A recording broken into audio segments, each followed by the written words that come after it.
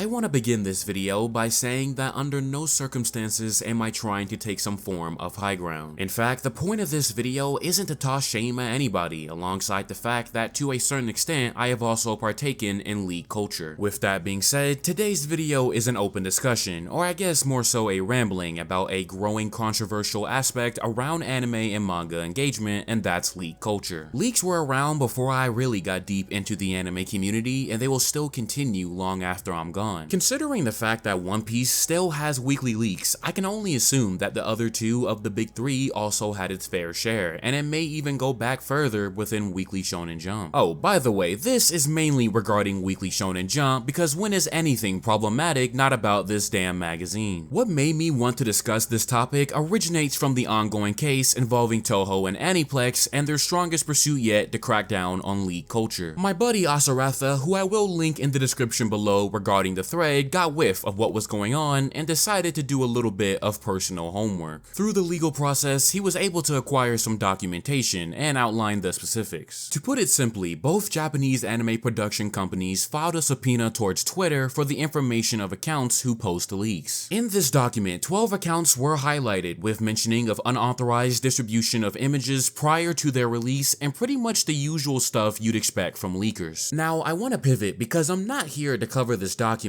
but when we really think about it in a broad sense, leak culture sure as hell has grown, and in many ways, it has become a slippery slope of controversy. Leaks have gone from behind the scenes details and info bits to full-on screenshots, chapters, and episodes being tossed out there to the online world before the official period, and once it gets out there, the damage is already done. Two sides of the same coin with anime and manga, and each having their own ricocheting impact. Let's not kid ourselves here and just be honest that when it comes to manga leaks, Shonen Jump is the biggest and loudest victim of it all. An anime adaptation putting a series on the map will certainly do it, and even then, the hype behind the series will eventually gain unneeded attention. My experience really kicked off with My Hero Academia. I was an anime only with MHA all the way till season 4, and eventually I ended up caving and reading the weekly POW experience. However, it wasn't until I got on things like Twitter that I finally understood just how much of an impact leaks had on the world. Those certain individuals getting the scoop on the chapter days in advance and spending the night doing rough translations to share with the community held a major grip on steering the conversation. I'm not gonna sit here and lie, but it was entertaining. Staying up and engaging with such a vast audience and enjoying all the memes was fun. If you all would have seen the man I was when chapter 306 of MHA was leaked, you would have thought I was a lunatic for the things I was saying, but those evenings are the ones we don't forget. Not to mention moments like Dobby's dance outtrending the presidential election. I know for a fact that majority of America that evening was probably like, who the hell is Dobby? If you were on any type of social media and engaged with the big shonen manga, it was inescapable. TikTok especially spread it like wildfire given its own rapid growth, and it just kinda became the norm for both Black Clover and Jujutsu Kaisen as well. Anime of course also having its many moments. Just recently, we had a monumental leak for the upcoming fall season, with shows like Dandadan and Ranma having a substantial amount of their content put out weeks before their air dates. A lot of people binging that content before it got taken down. It's funny because you know that engaging in leaks technically isn't the right thing to do, but we do it anyway because human nature incites our curiosity to take a peek, and if you do it once, you know you'll do it again. You want to be able to engage with the hype and conversations, or to simply put it, you want to be in the know. However, as I've begun to slowly depart from reading so much Weekly Shonen Jump and really reflect on these past few years, perhaps it's fair to say at this point that it's really gotten out of hand. Again, no high horse, but I think this is something that we can all agree on to a certain extent. Not only is leak culture an insult to the author, but for an anime, it is a monumental blow to the staff, notably and not surprisingly delivered from Western fans. However, as I've said before, in the eyes of the consumer, the only thing that matters is the result. The how and when we get the episode, for many people, they cannot care less. Despite the rare occurrences that anime does get leaked substantially, you can't help but feel bad sometimes, but manga on the other hand is a whole different beast altogether. Let's talk about it first when looking at the anime only audience. Obviously, people have the choice to either read the story or go into it blind with an anime adaptation. Till this day, I'm still blind on Demon Slayer, and for the entire run, I stayed blind for Attack on Titan. Sounds damn near impossible, I know, but the only way I was able to pull it off was because I doubled down hard on all available countermeasures during their serializations. Thankfully, Demon Slayer's run ended way before I became invested into Twitter, but even then, I'm pretty sure there were leaks for it. Again, Dobby's dance outtrended the presidential election, and moments of peak alike were definitely slid in front of people who did not ask for it. When the leaks came out that Bakugo got hit so hard he went AFK from reality, everybody knew. When Gojo died, everybody knew. People who don't even read JJK were hitting me up and asking me if the leaks were true, and I had to dance around the topic because I didn't want to spoil them. The way leaks trended in the United States especially made it hard to avoid. Now, I can already hear two different counter arguments, with one of them being why not just get off social media. Listen, that very much is a simple solution, but that is a very annoying inconvenience that people on average should not have to deal with, especially when leaks shouldn't be happening in the first place. In terms of a time frame, leaks typically came out in the middle of the week, so that means that at least until Sunday, you'd be better off staying offline. This, of course, leading to the second counter argument people like to make, that a person will still get spoiled on a moment even on Sunday. However, at least then it'd be more fair game knowing chapters drop on Sunday and the responsibility of protecting your experience is solely on them. In order to even attempt to avoid leaks, you'd basically have to mute the abbreviation for a series, followed by the chapter in question's tag, followed by a few more related tags, and then double down on characters in the series because of the chain that occurs just by the mere mention of them in relation to leaks. It's kinda crazy how much gymnastics somebody would have to do to avoid some major manga leaks, and in terms of the abbreviation followed by the chapter number, you'd have to do it each week for each story up until it's over, and all of this is no guarantee. Keep in mind, we're only focusing on Twitter, but everywhere else is just as bad. You get off Twitter and open up TikTok, boom, it's right there, same exact problems. You get off TikTok and open up YouTube, boom, an anime YouTuber has slapped a pic of the leaks right in the thumbnail because f the anime only crowd, the fastest upload is the breadwinner. And you can't forget that when you interact with anime and manga content, the algorithm will remember it, and eventually it's gonna try your patience and put leaks right in your feed when you least expect it. Doesn't matter if it's a reaction, an analysis, or a music video, it all counts. All of this still points to the fact that it's no guarantee, and at that point you may as well just give in and read the story. It's part of the reason why I gave into reading Jujutsu Kaisen, only to reach the conclusion that I should've just waited for the anime. In terms of reach, you can see how things have ramped up, but when it comes to community discussion, it's only even worse. Again, these leakers do rough translations, and in the heat of the night, they sometimes make major mistakes. Mistakes like when Yuji's relation to Sukuna was initially wrong, or literally the nonsense that came during My Hero Academia's finale regarding Deku. People are quick to be misled, and that in itself can completely butcher a conversation altogether, and it happened multiple times over multiple instances. Side note, but is anybody else not even just a little bit annoyed that not even the final chapter of a series can be something gone into blind? The leaks for JJK's finale literally put the final spread of the chapter out all night long, and for the first night it lacked so much context. Do you know how much damage was done over that one night? JJK was getting dragged twice as hard compared to My Hero Academia. Then again, I shouldn't be complaining. Damn, One Piece is gonna be a field day. Translating and context is very important because it can be the difference between the wrong understanding and interpretation of a panel and the right version. You stack that on top of the fact that these days people run on pure agenda, and it just leads to the most blatant, dishonest critique and assumptions that do nothing but harm the conversation. Now at this moment, both JJK and MHA have ended. For a brief moment, I was worried about Kagurabachi given its monumental success, but to my surprise, the community actually fought back against the leaks. Upon the JJK leakers' self-appointment to leak the series next, they straight up told him, nah, you can keep it in the Discord, we're good. It seems that after all these years of dealing with quick assumptions, misinterpretations, and doom and gloom, that people are wanting to let things play out as they should have been. It sucks it took an entire run of former New Gen series to reach this point, but we'll take it. Whether or not it'll stay that way, only time will tell, though I sincerely doubt it. Don't be surprised if Kagurabachi having an amazing anime adaptation someday ends up leading to the leaks coming right on back. I give it a smooth 2 years. Under no circumstance do they feel the need to stop, because at the end of the day, if the person who's got the current reins doesn't do it, it, somebody else gladly will. And knowing that, the current ones are gonna do what they feel they need to in order to maintain their clout. It's funny because the community swears up and down about respecting authors and artists, especially in the face of AI, and we turn right around and do this nonsense. God, we are some hypocrites. Just the other day, I remember seeing Dragon Ball fans pissed off at one of their own creators in the community because they were leaking details about Daima. Mind you, Toriyama passed away this year. Surely the issue at hand is pretty visible at this point. I say all of this to say that leaks are truly an unstoppable force to be reckoned with. Even if we may enter a period now where they aren't as rampant, they're merely biding their time before they take hold of another era. There's always going to be people to make it happen, and as much as these companies will try to crack down on them, it would have to be a system so bulletproof that realistically I just can't see it happening. It's unfortunate that the shonen demographic has suffered the most, but when you produce series that are always at the center of attention, well yeah, that'll do it. With that, I am curious to know, how do you all feel about leaks? Are you somebody that doesn't mind them, or are you an anime only or even manga reader that has had your experience ruined by them? Where do you stand in the midst of such an unstoppable force? With that, ladies and gentlemen, will bring me to the end of this video. As always, thank you very much for watching, and make sure to leave all your thoughts about today's video in the comments section down below. Be safe out there, and till next time.